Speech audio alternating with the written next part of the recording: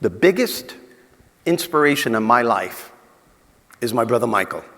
He's the number one reason why I do what I do today. No one has taught me more on how to embrace these common sense success strategies more than he has. In my view, and everyone else's view that knows him, he is the mark of a true leader.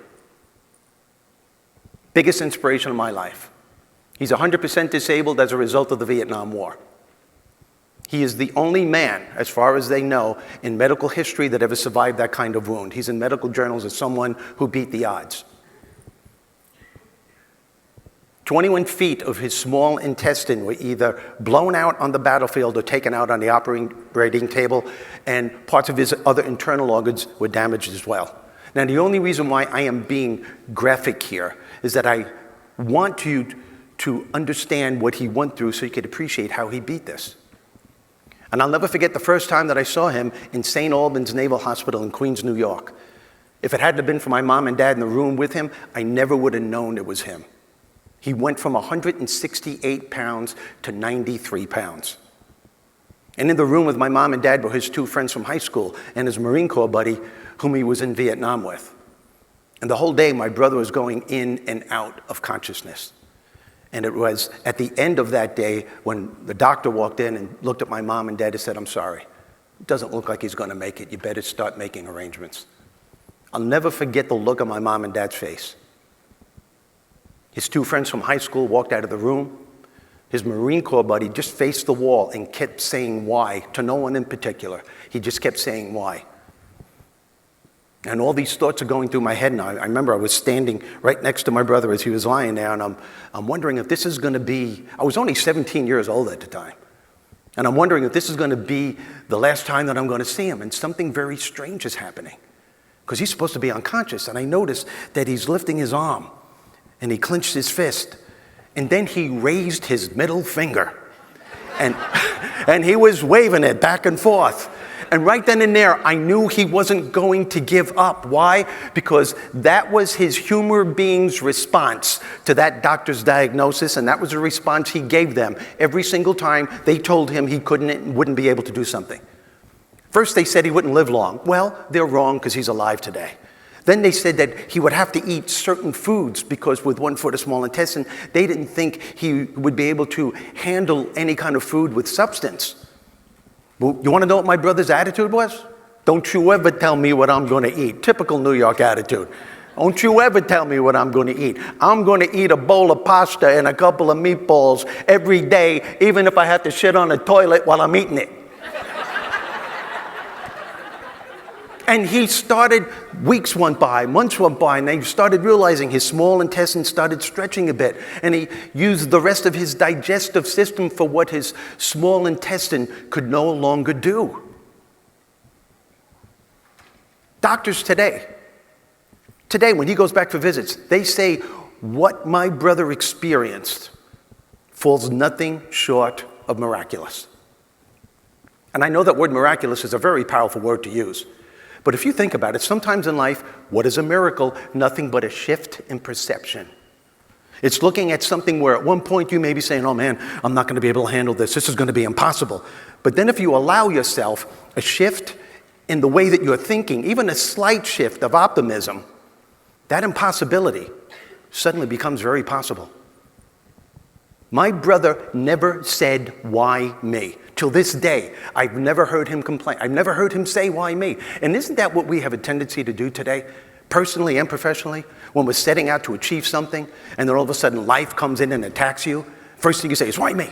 Why is this happening?" Every single time I try to achieve something, I go 2 steps up and 3 steps back. Some people call this negative self-talk. I call it self-curse talk. Why? Because you're casting a spell on your life. When you start spewing out words like that and thinking thoughts like that, you are opening the door to the negative zone, and you're inviting more toxic thoughts and words to come into play, creating a totally different reality for yourself. So, and those words and those thoughts will create the beliefs that you have, you see. And those beliefs will lead you to feel emotionally distraught, feeling victimized. Those feelings will lead to the actions that you take. The actions that you take will lead you to the outcome. Folks, you don't have to be a genius.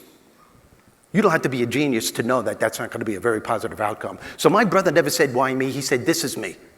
This is what happened to me. What do I have to do to turn this around? Who can I go to that can help me?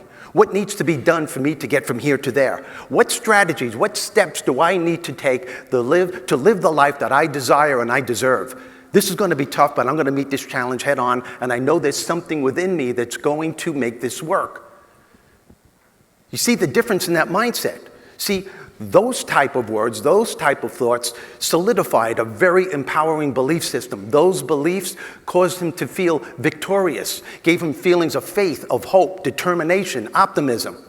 Those beliefs created an unstoppable attitude to succeed regardless of his circumstances. That led eventually to the actions that he took, and that led to an incredible outcome. Another thing my brother did, and if he was here, he would tell you this, he sensed the importance of enjoying himself during the rebuilding process. In other words, he didn't sit there and go, how can I enjoy myself the way I am? Or I'll enjoy myself if and when I get better. He said, no, I'm going to enjoy myself during this process, and it wasn't always easy, but as a result of creating that mindset, it helped him to get better. And you say, how did he do it? How did he enjoy himself in that condition? By focusing on what was working rather than fixating on what isn't working. By blessing the things that life has given him rather than cursing what life has taken from him. By being totally grateful for the people that he loved and loved him. We all have the power to do this. He also sensed the importance of finding the laughter in between and even during the tough times. He had an uncanny way of knowing sometimes a couple of seconds is all you need before you decide to give up. Laughter, your humor being, gives you that couple of seconds every single time. So it's like I said when I first came up here. Folks, you truly are the creators of your success and happiness. You truly are the only problem that you will ever have. And somewhere within you is a solution waiting to be discovered.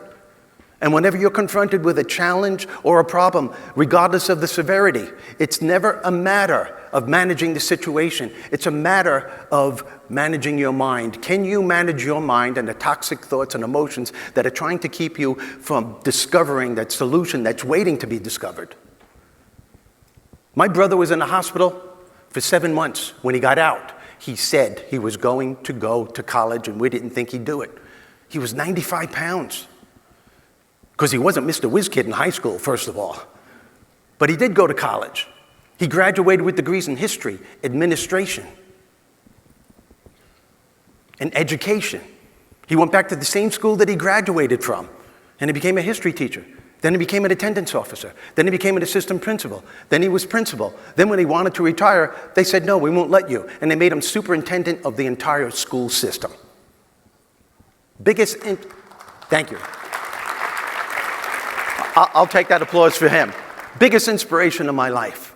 Now I know you're looking at me right now and you're saying, gee, Steve, that's a great story, but what does that have to do with us?